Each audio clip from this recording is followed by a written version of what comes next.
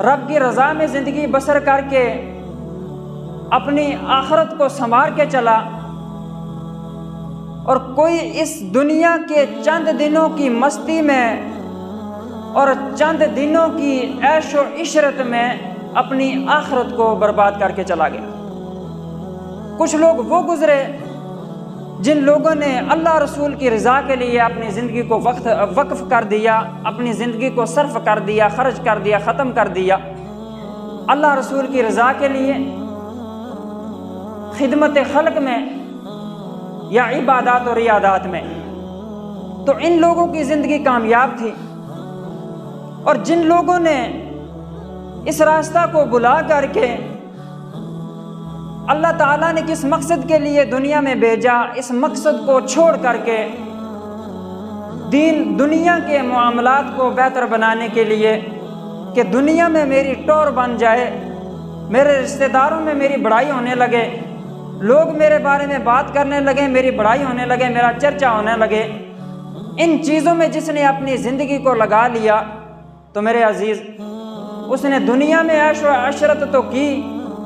خود پہ اس میں بڑا گھمنڈ کرتا رہا، بڑا تکبر کرتا رہا، لیکن اس کا تکبر اس کی زندگی کے آخری ایام میں اس کو دنیا کو بھی برباد کر گیا، اور آخرت کو اس کی تبھی برباد ہو چکی تھی جب اس نے تکبر کو اپنی زندگی کا حصہ بنا لیا تھا۔ عزیزان من، میرے نبی پاک صلی اللہ علیہ وسلم کی ذات مبارکہ وہ ذات ہے کہ جس ذات کے قدموں میں اگر وقت کا تاجر جناب ابو بکر صدیق رضی اللہ تعالیٰ عنہ آئے تو میرے نبی کے قدموں کی نسبت کا صدقہ وہ صداقت کے بادشاہ بن گئے، صدیق اکبر بن گئے۔ اور اگر کبھی جناب عمر بن خطاب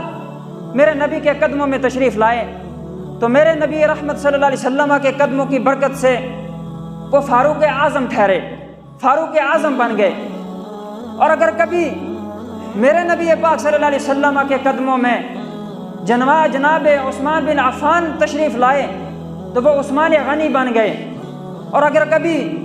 جناب علی المرتضیٰ رضی اللہ تعالیٰ عنہ وجہ الکریم تشریف لائے تو وہ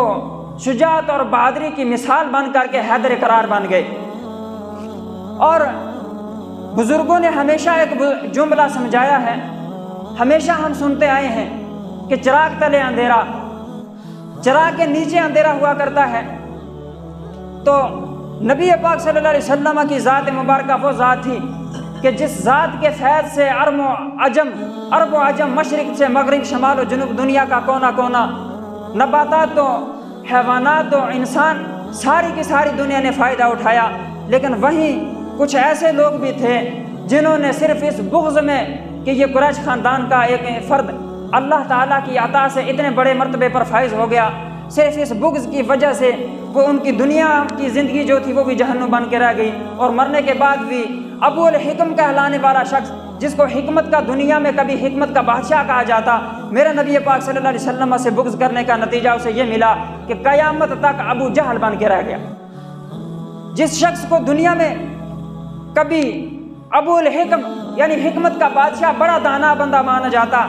عزیزان من، نبی پاک صلی اللہ علیہ وسلم کا بغض دل میں آنا تھا کہ رب کائنات نے اتنی لعنتیں برسائیں کہ قیامت تک آنے والا ہر شخص اسے ابو جہل کائنات کا سب سے بڑا جاہل مانے گا۔